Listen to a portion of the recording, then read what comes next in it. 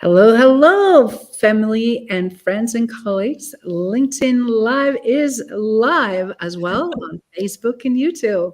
We are on. Happy Saturday for everyone, wherever you might be listening and watching us from. We're super excited to introduce you to a very hot topic. How are we going to crack the leadership code and why it's so important? And why it's so important with this cracking of leadership code to have discovery and mastery of language between men and women. And I'm super excited to share with you. We have some really amazing guests here with us and subject matter experts in this field. And I cannot wait to introduce you. We have here with me Dr. Pauline Crawford and also Tim Bowen, two people that I absolutely love and admire that have tons of wisdom. And I just want to give you a little snippet who Dr. Pauline Crawford is. So in case if you miss her, you guys please go reach out and connect because she is behavioral expert. She's conversationalist and she's very focused on combining business and life into a synergetic way and harmonic way, which we have a lot of times, I'm sure, experienced so much disconnect. An opportunity where she really shine in something that she created. How do we navigate effectively gender dynamics intelligence and navigating that through the proven roadmap so that we can have a better communication, specifically between men and women. As we've seen in media, those don't always go smooth, as we've seen in business and work environment, as we've seen in personal life and our communities. It's about time for someone to shed the light and ignite the power of authentic harmony within us and around us.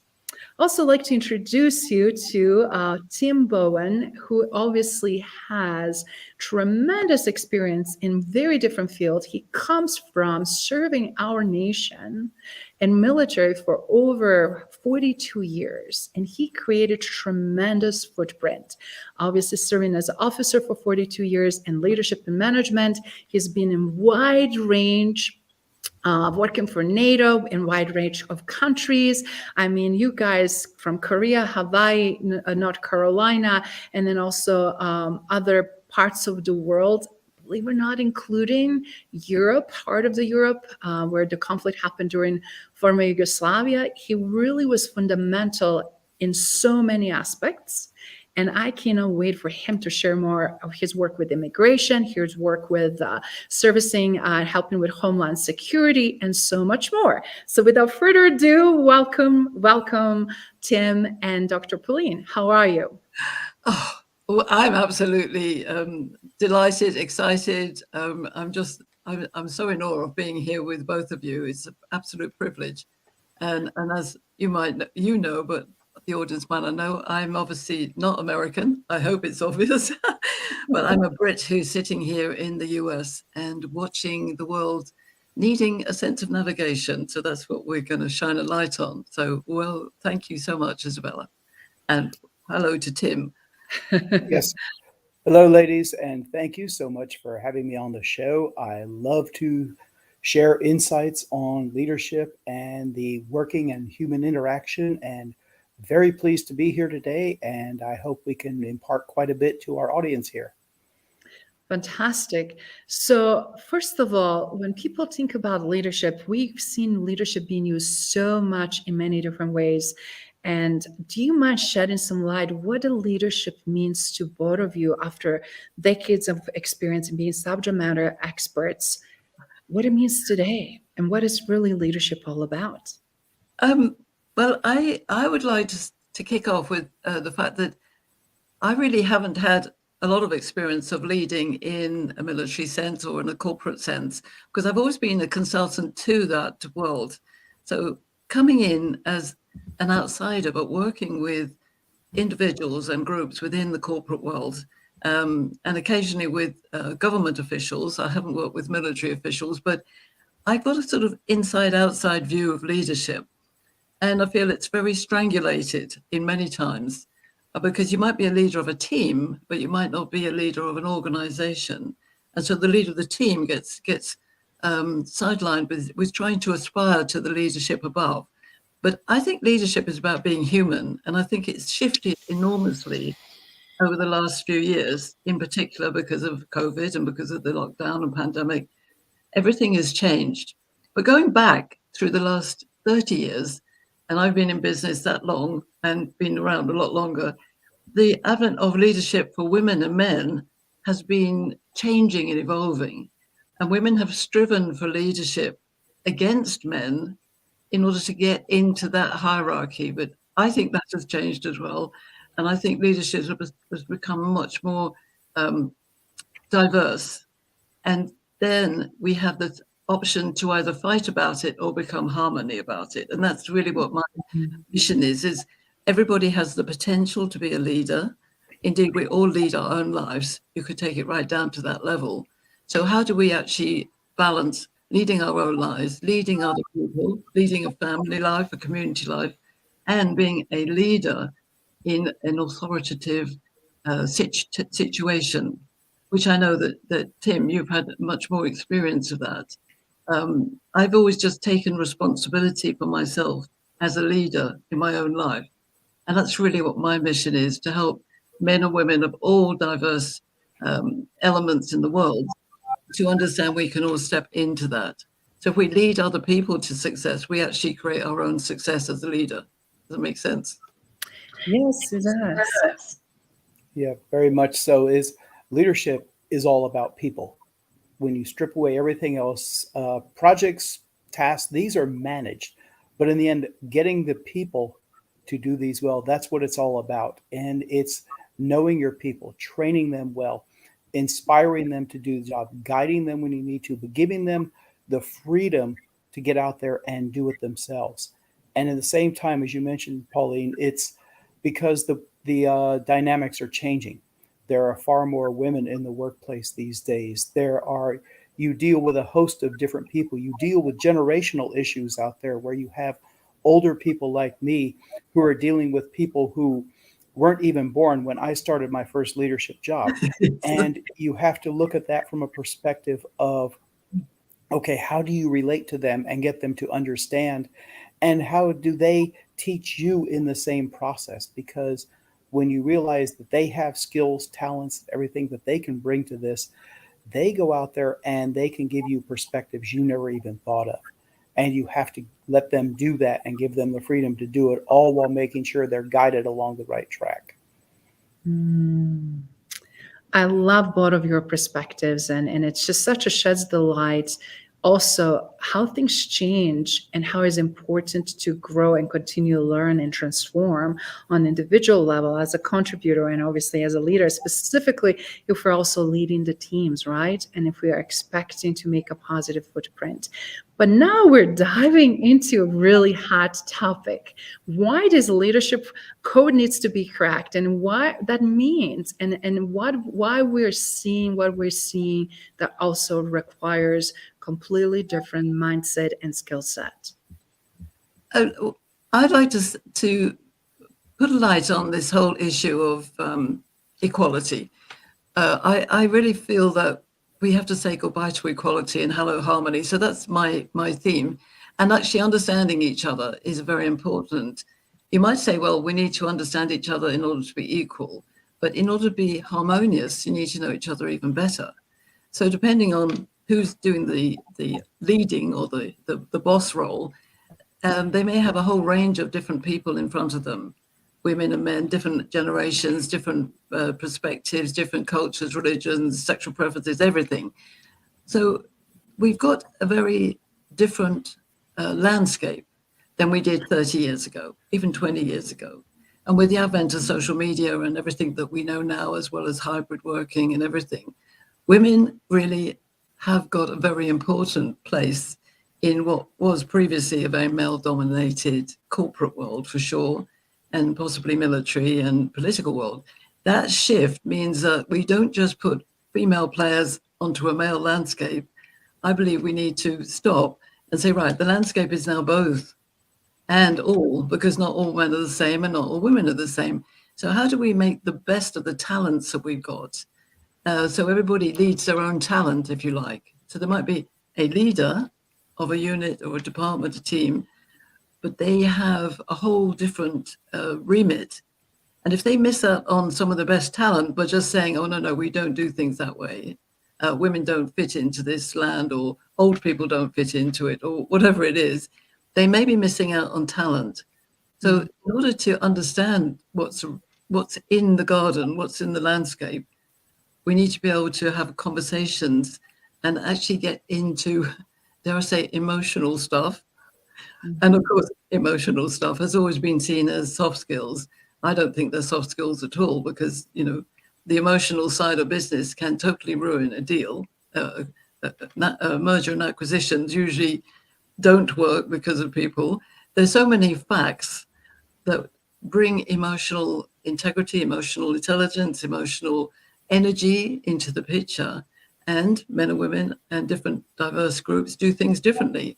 So it's not ignoring all that. It's saying, how do we understand those differences as being, if you like, in my terms, the magic that makes the difference? Yeah. And therefore we have to get out of our own comfort zone, outside of, oh, I know what that is, I don't need to explore that. Yes, we do. We need to communicate and create conversations which understand people's differences and stop arguing.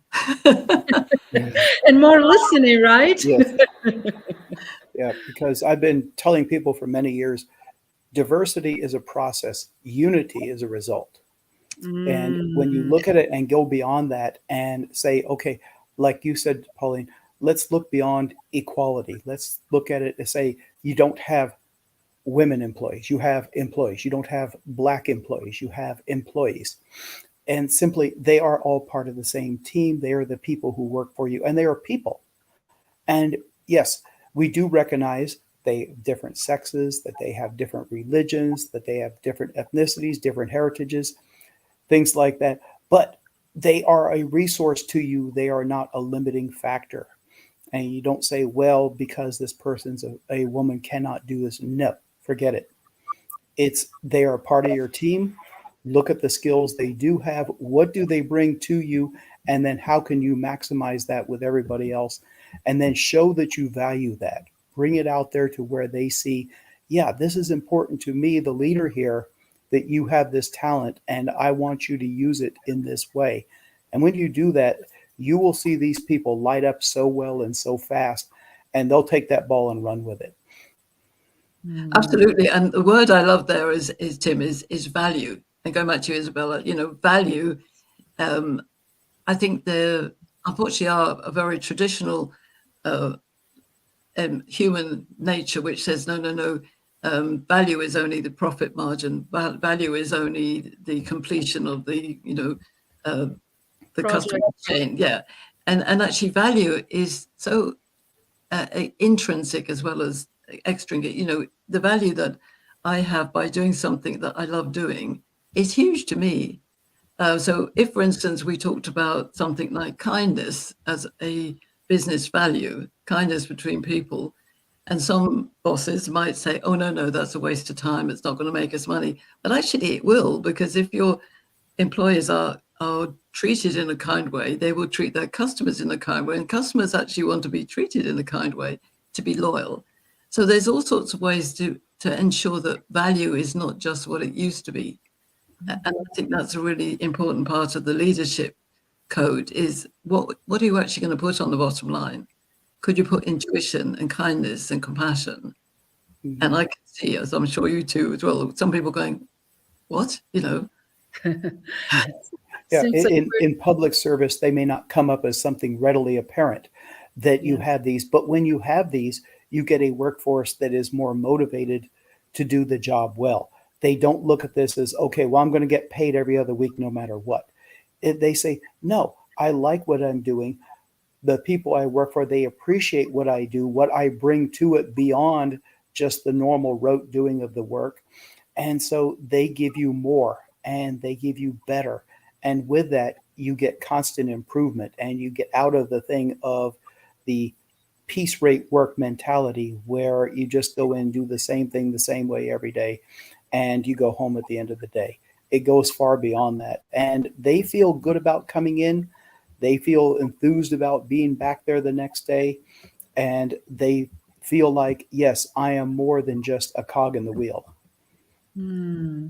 Seems like it's such a beautiful shift also to change the cultures, because we know that how many dysfunctional organizations have a poor culture, but we also know what's going on with current climate, with talent that is seeking better working environments, more support, and frankly, better leadership, right? Because if you work for a great leader, you're going to overperform and do go beyond and above what you've been asked or told, just because you're going to take more pride. You're going to have a bigger why. You're going to be more motivated. And since like both of you work in very distinct environments where people, like when talk about just a working in government environment, repetitive types of jobs, or very underappreciated homeland security roles, or peacekeeping roles in the conflict zones, you deal with conflict and lack of understanding and so many barriers there. For example, Tim,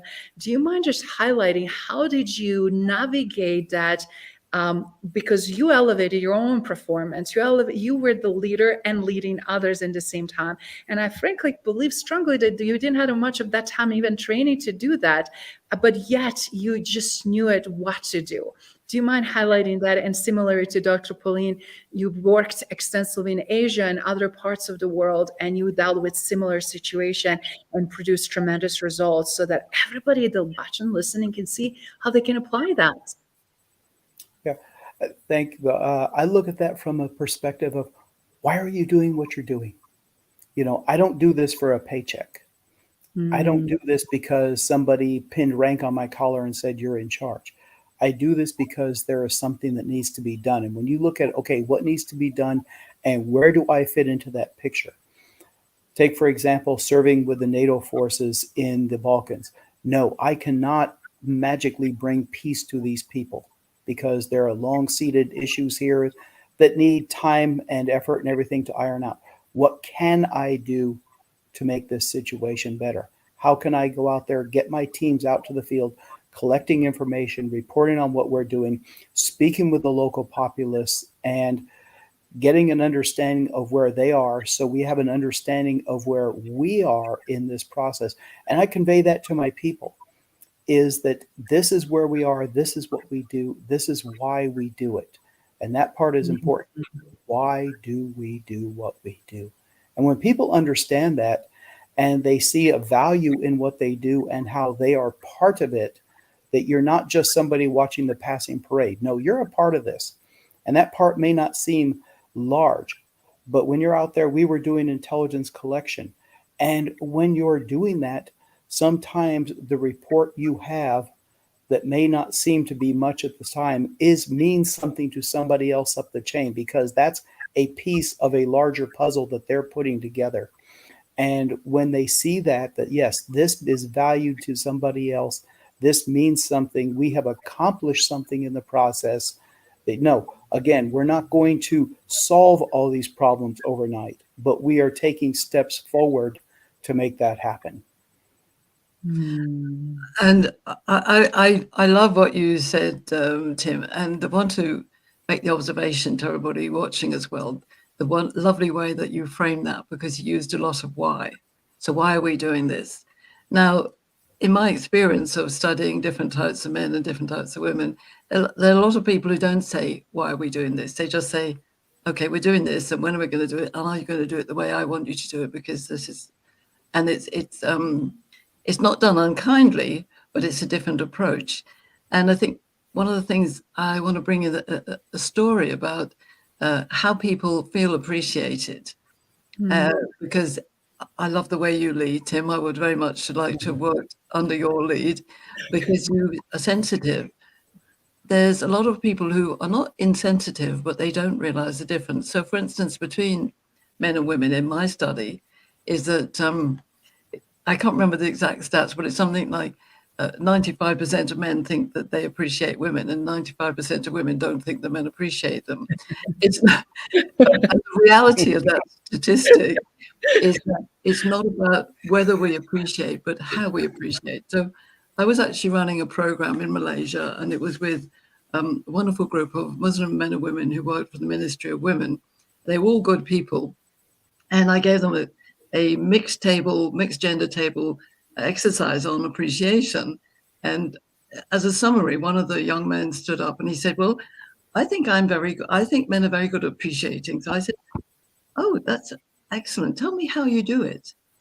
And he said, what do you mean?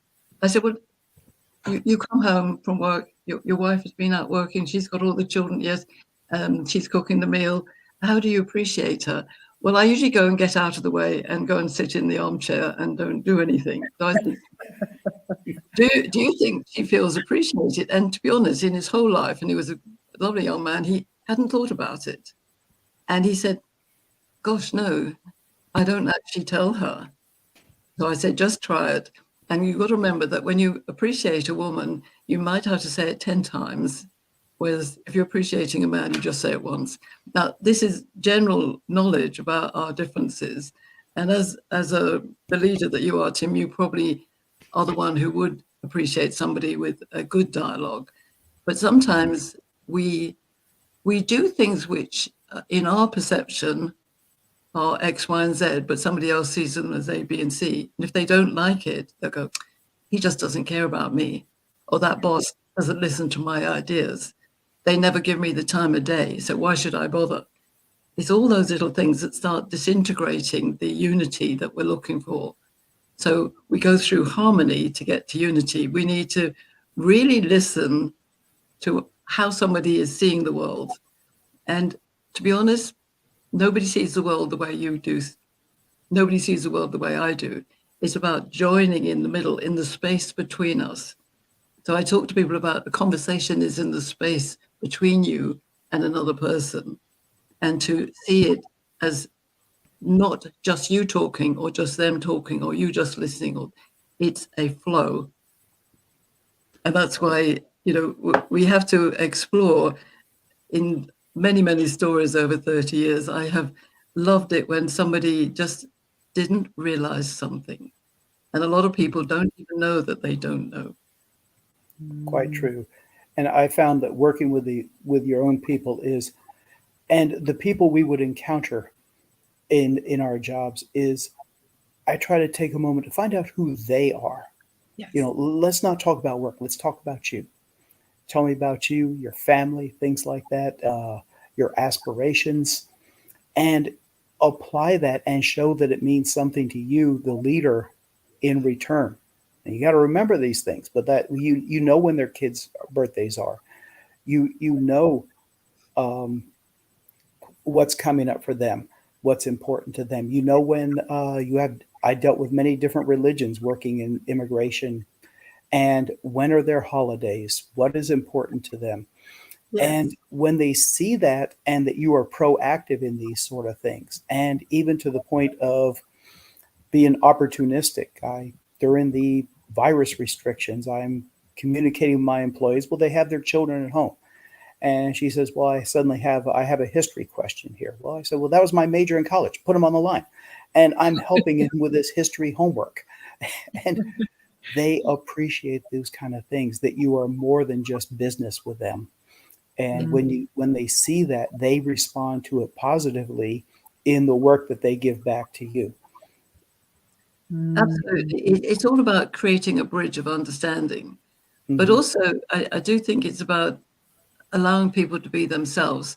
So some people have a short attention to conversations. For instance, women generally talk a lot more than men do, and that's well researched. But it's about being aware of, as you say, is listening to the stories and finding out those connections. And actually, once you have a connection, even if it's, I don't like spicy food. Oh, so I don't either. You'll remember that. You'll remember something which is identified as something you own as well. And that's where, if you like, the trick is to be aware of your own style. That's what I help my clients and to do, but still be eager to make that connection, that bridge. Yeah, and don't limit it, especially when you're dealing with the different sexes of things, such as that. One of my employees, she was a huge baseball fan, and we liked baseball, so we would chat about baseball. It's not limited to just the guys on these sort of things. And so, take that and use it for what it is, but don't have an expectation. Oh, well, they're not into sports or something like that. No, they I just say, well, might be.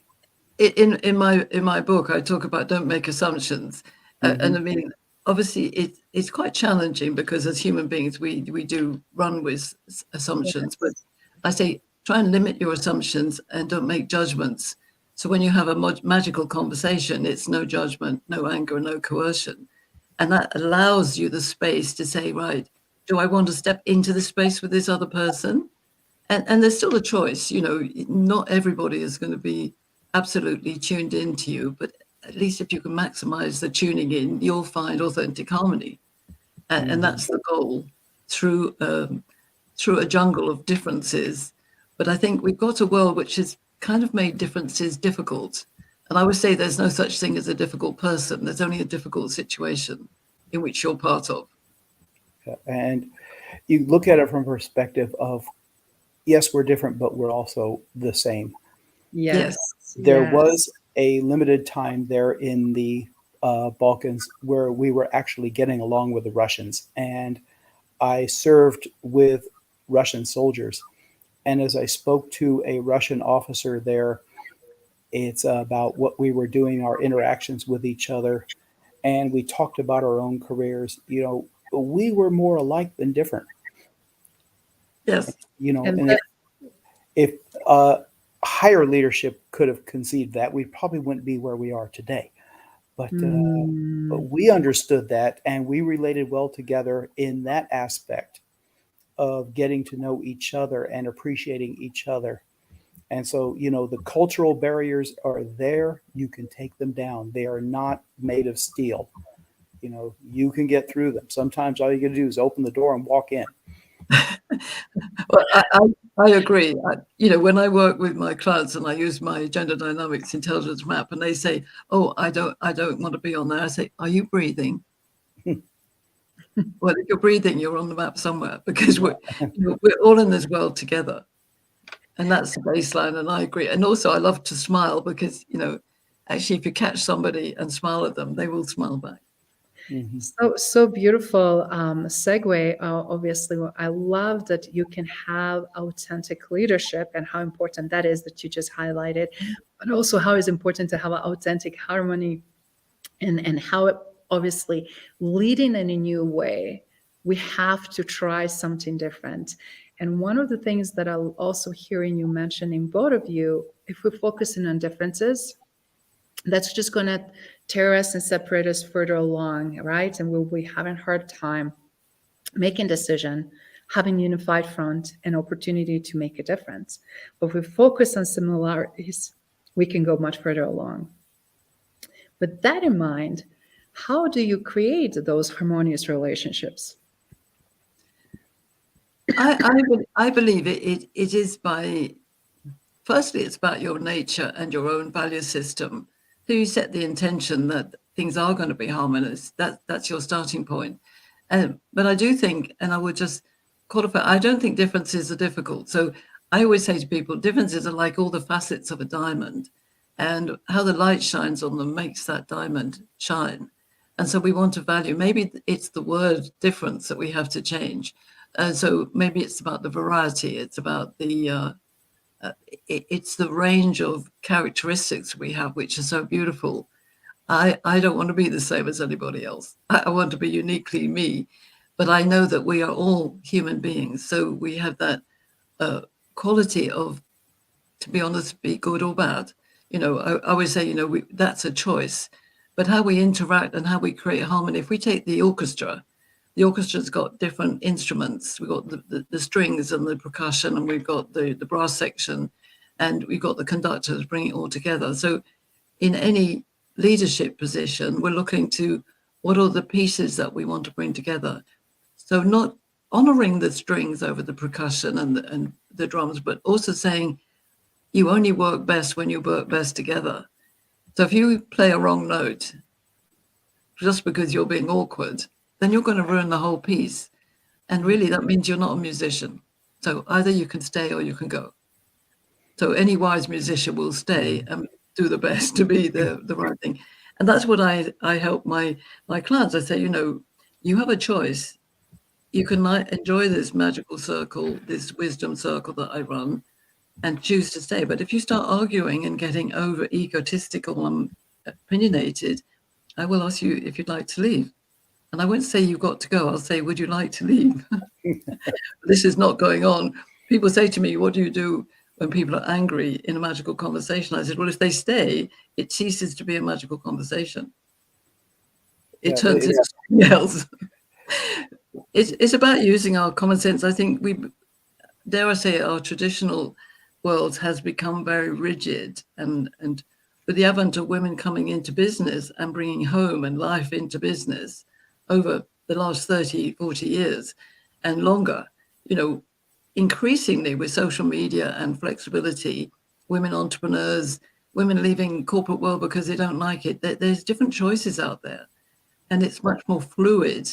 And so if we look at the matrix now, we need to know that there's these different pieces in it. And I don't know, I'd love to know from you, Tim, whether the men of the very traditional male world are fearful. I do detect some of that, though I've been away from the military for a while. When a few years back, they opened up in the United States military, they opened up all combat roles to women. They could serve in the infantry. They could serve in directly in the tank units. And this was a radical shift. And so some people were taken aback by that. And it ranges from people who did feel threatened to people who just an arrogant, well, they're a bunch of girls, they can't do this. And people who just lack understanding and enlightenment. But then I found in speaking to some, as women prove themselves, going through certain training, like qualifying to be Rangers or Special Forces. And this is not easy to do, but they met the same standard that the men met. Yeah. And when I speak to people, that's why I say they can do the same thing. And when you look at it from that way, yes, the differences between the genders disappear. They're another soldier. They are another leader. They are another colleague. They are not a woman in this job, or worse, a woman in a man's job. And yeah, there's still going to be a lot of heavy lifting to do to get some people past those barriers, because you have people who range from the misunderstanding to the willful ignorant to the caveman. And some, you're not going to bring them all along. Again, it's a gradual understanding, and it's going to take a little bit of time and proving. And yes, it's sadly that sometimes people who are in different situations, a woman or say a black person or something, I say they have to work twice as hard to get half the approval. And, it's really sad it's that way, but it is realistic. And sometimes you just have to say, okay, if some of them even come back and they ask me why, and I say, well, here's the reality, and you have to do what you have to. You have to be yourself. You Yes. are doing the best you can. And you have to say, yes, some people are not going to accept. And you just have to move past them and keep doing what you're doing on your top level basis. Yes, and I think that is where cracking the leadership code. My vision is that, and I always call them wise men and wise women, because not all women are wise, not all men are wise. So that's just my personal perspective. But as we shift forward and create these different narratives and different landscapes, different communities, we want the leaders to talk about it with pride to the others. I just see the only way we can change is, yes, it is at the micro level, but it has to be at the macro level. And I find it quite despondent at the moment that when I try and think of major corporations that I really think are doing it right, I find it quite hard. And that's what we need. I would like to change, putting the heart back into business. My company is called Corporate Heart, International Corporate Heart. Back 30 years ago, I wanted to know why there wasn't a heart-centered leadership. And I always felt that women brought life into work. That was one of the major things. And women do, because their whole life journey is different to men. And that's not being that it's better. It's just different. So it's kind of like the yin yang. We need to come together. This is what we were here to do. And so I would really love people to be able to shout about it and say, no, this is the way to do business. You know, both men and women. The way to do business is heart-centered, valuing each other, seeking harmony, and not only for us, but for the whole company and the customer. Because, Yeah, you know, in terms you- of creating economic development, it's a whole cycle. as you said, women brought life into work. I would say men, for the most part, were the opposite. They brought work into life. And because there you get this whole, like you said, a yin yang thing. It's okay, where is the harmony versus the opposition? And Yes. when you get into the fact of, okay, what can we get from here? And, you know, in changing your perspective from a male standpoint, it's not weakness, it's understanding, Yes. it's enlightenment, and it's a sense of reality. Is, yeah, you're not giving up a thing here. You are expanding your own horizons and your own knowledge base and yourself as a person in doing this. And again, as a person and as a man, yeah, you're doing so. It Well, just gives absolutely. you And more. one of the things I felt, this is probably, you know, going back 10 years or so, is that men sometimes would keep their emotional side out of business because it wasn't where they would express their business. And women who didn't realize that would say, oh, but men are so unemotional. I said, no, men are emotional. They just do emotions in a different way, because emotions make us alive. We've all got emotions. We just got different levels of emotions. And I think that's where not only changing the mindset of people individually, but the mindset of business. And Yeah. I feel that that is coming in some quarters, not all quarters. Very much so, because it's you take soldiers, for example. No, you're not supposed to show your emotions like that. You know, you don't want to appear, people say, oh, he's weak. No, you don't want to be that way. And for women, it was even tougher. Those in the military, it was even tougher, because they didn't want to appear like that they were too emotional or weak, because that would tip them off. And so they get there where they suppress that emotional response, and it's more of a purely mission focused response. But when they found that if you start thinking a little more emotionally and realizing that, yes, you are with a group of people, you are with a team of people, you know, and yes, they are your soldiers, but they are also human beings, and they have their differences, they have their similarities, but together they make up your unit. And here you don't have the luxury, in most cases, of choosing. Is where they talk about, you see the postings online about, you know, choose people who make you look good, or choose people who can round out your team. Well, you don't get that choice. Here's your unit, go lead these people. And you say, okay, what do I have to work with? It becomes the coach who, in sports, you have coaches who design a system and expect their people to learn it. And you have coaches who, they look at what talents do they have on their team, and then they design a system to maximize those talents. That's what you have to do. It's important to look at it that way, because you've got to work with what you have and make the most of it, rather than just expect them to be able to say, I'm going to put you in this box and fit there. It doesn't work that way. Absolutely. Excellent perspectives from both of you. And as we're also having a lot of listeners watching here, please feel free to make a comment, ask questions of our subject matter experts here, Dr. Colleen Crawford and Tim Bowen. We're discussing, again, what it takes to have, obviously, mastery of language between men and women in today's world that we live in and work in, specifically cracking the leadership code. That is so important right now.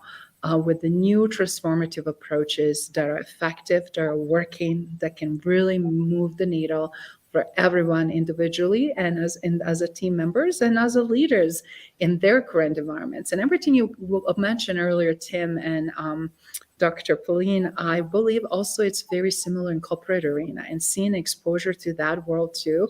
It's very confusing, and it's still a lot of gender bias, right? But it's also beside that different skills and different perspectives. And if we don't make a change and we don't make a cultural change, more and more people will be showing us what they don't like.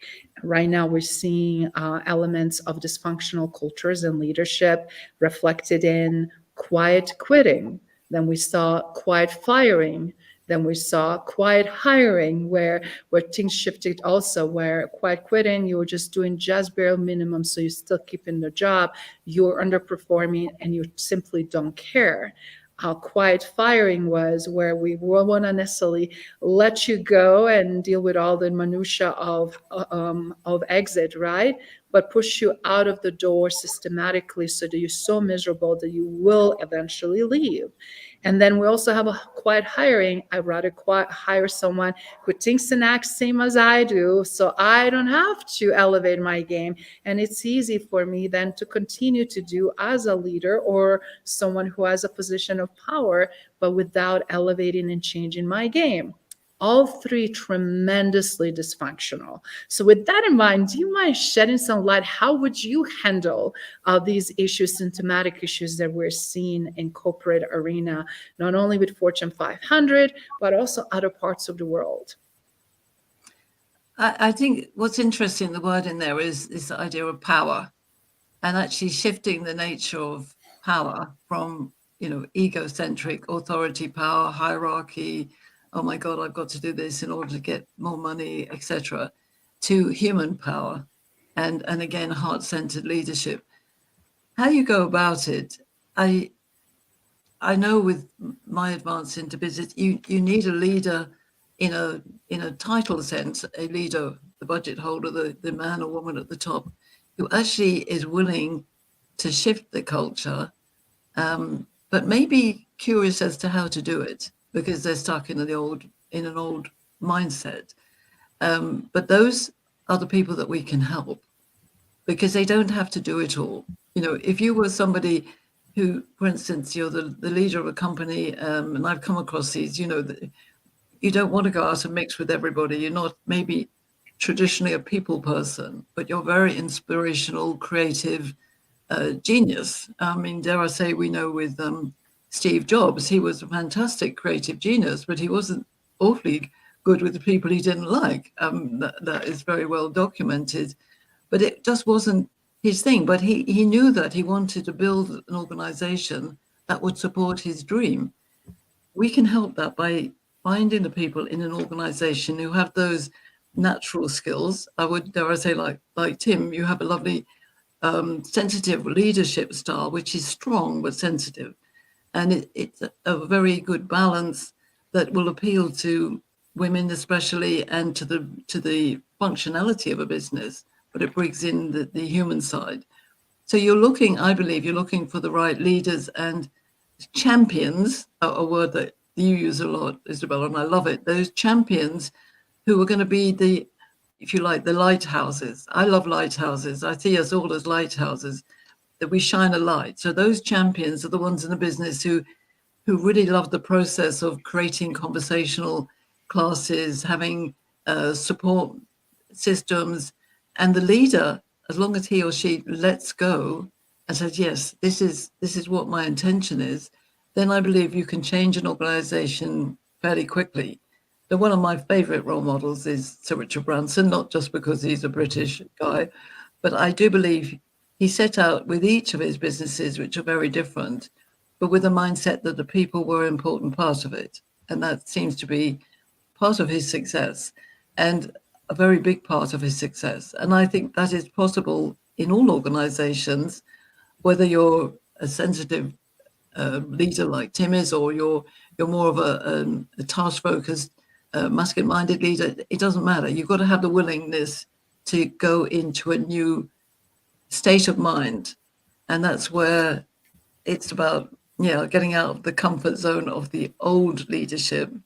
And now that we've got more or less economic chaos and need to relook at things, I think this is the time to shift. And not everybody will do it.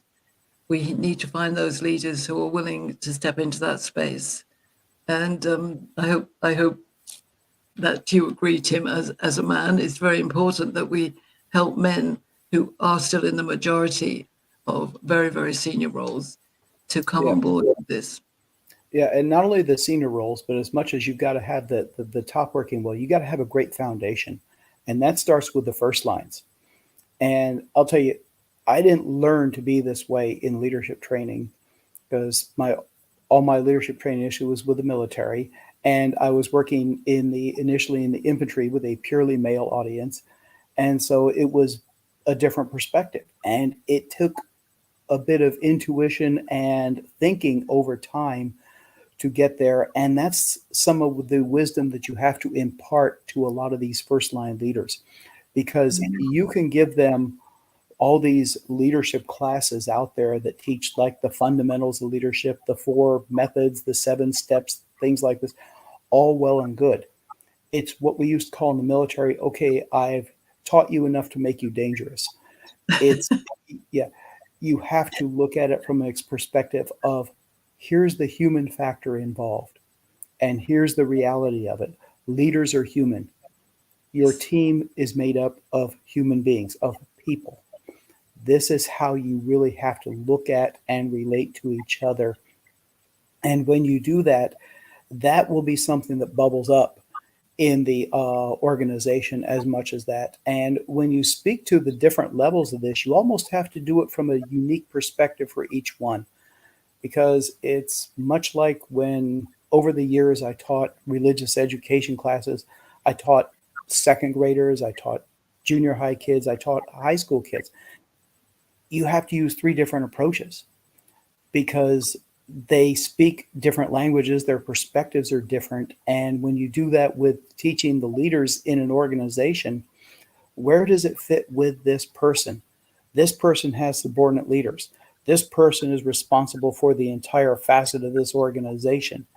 Where does that fit? And get them away from the mindset of mission alone to the people who accomplish the mission, and understanding and relating to them. That no, the guy at the top does not have to know everybody down here. If you do, that's great. But if you know the leaders below you and what's on their mind, and even if you know some of these people, you're still far more in tune with what's going on in your organization than somebody who just looks at the balance sheet. Yeah, I call it a wisdom waterfall.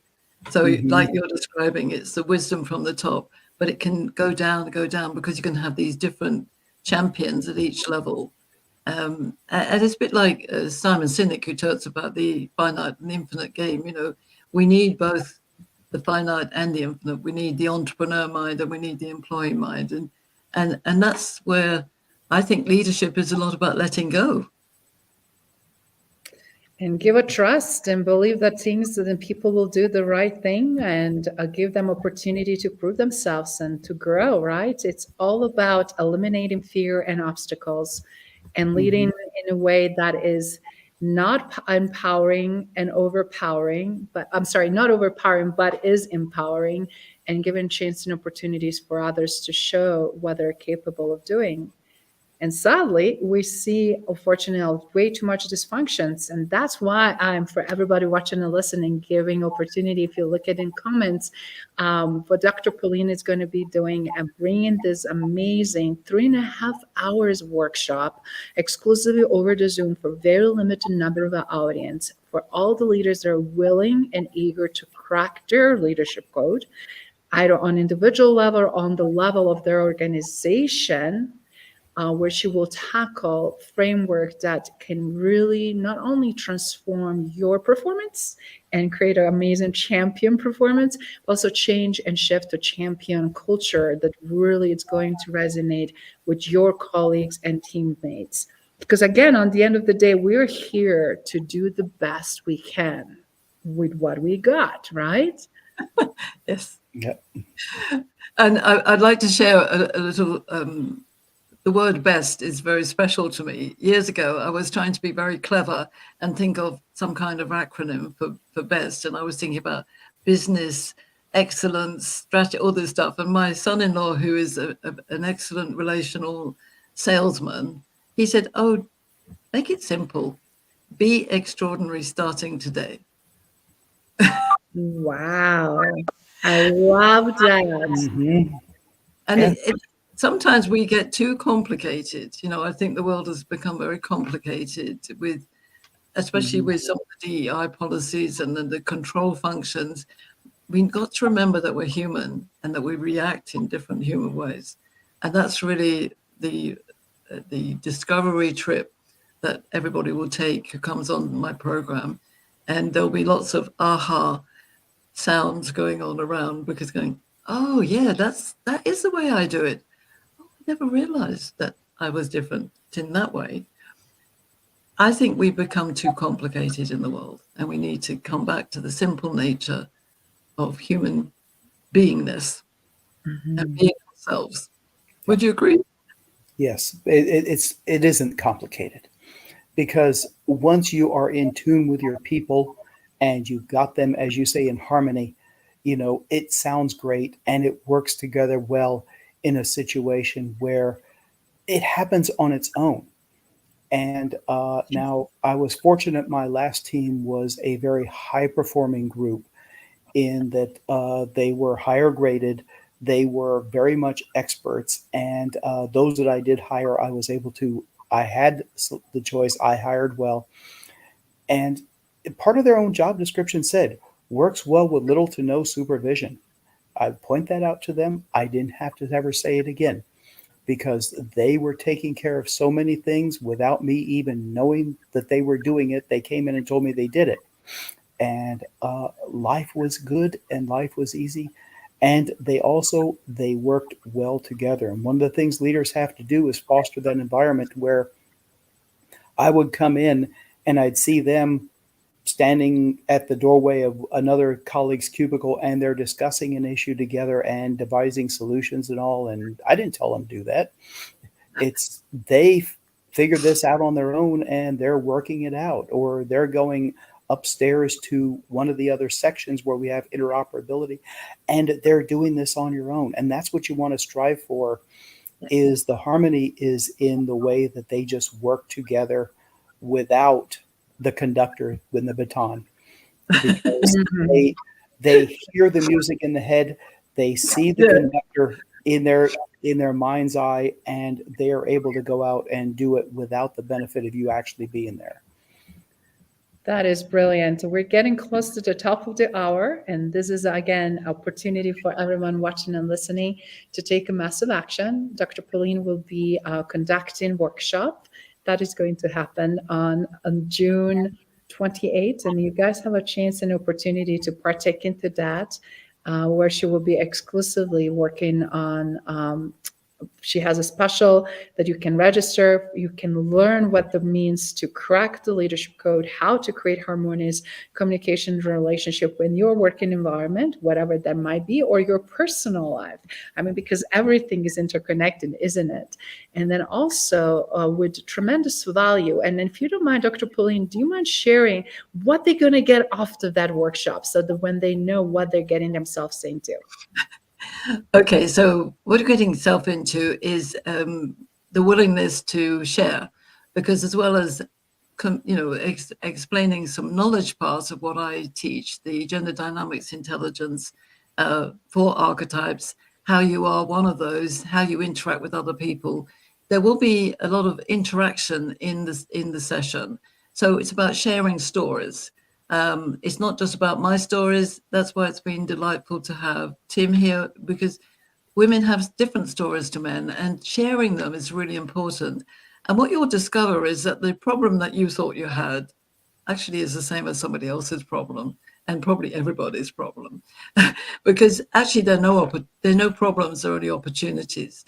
So what you'll do is explore your own situation real time, but interactively with other people. We'll have breakout rooms. There will be a workbook that you can use for notes, but I'm not instructing you on all the details so that you have to be in a class. This is experiential. This is about stepping into those situations where, as you explain, say, what might have been a difficult situation, you'll actually find that everybody else in the class saying, oh, I had that one. Yes. And we can find solutions. And then you'll have a checklist of what you can try out with those particular situations after you leave the class.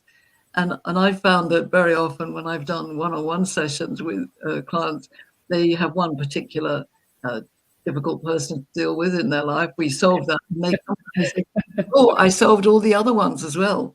Yay. So, you know, there's an exponential amount of information, and essentially it will be stepping into the knowledge of yourself and other people. I would say finding out about yourself is quite a tough journey. We all do it. We do it all our lives.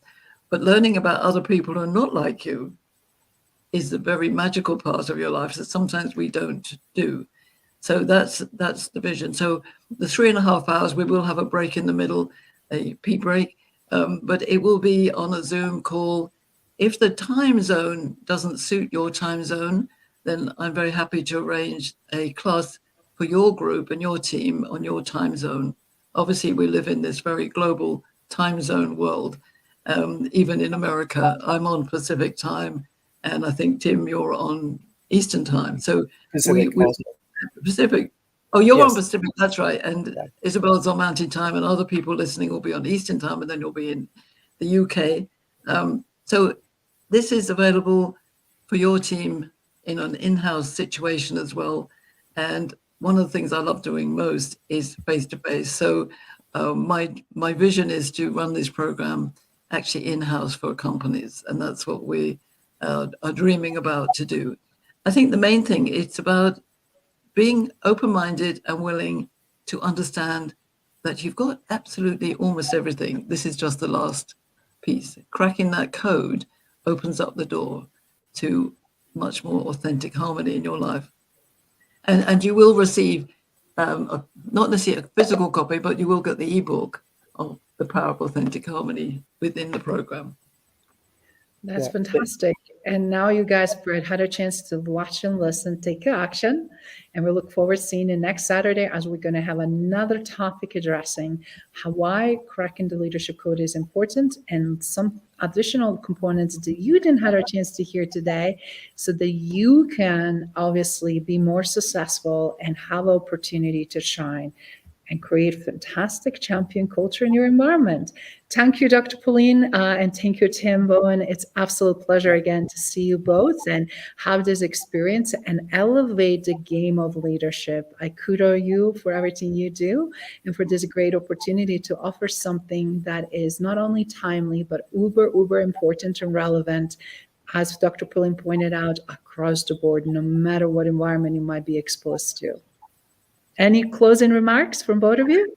I just want to say absolutely enormous gratitude and appreciation. I'll say it 10 times for you and 1 time for Tim. No. I'm just so delighted and excited to be here. And it's a thrill to have the conversation with you, Tim, because as a woman, I'm not telling men what they need to do, but men, we need you to stand up and help other men to understand this way forward, as we do, Isabel and I and other women that I work with.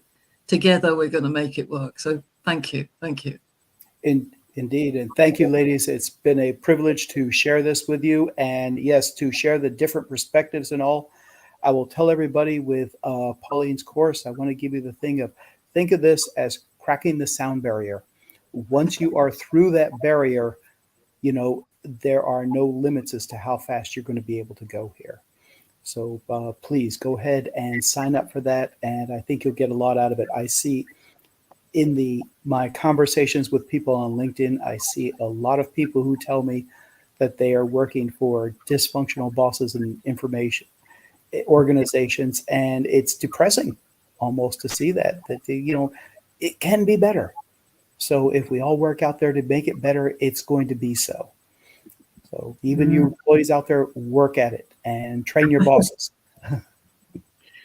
That is brilliant. So much, again, great value here, and looking forward to chatting with everybody.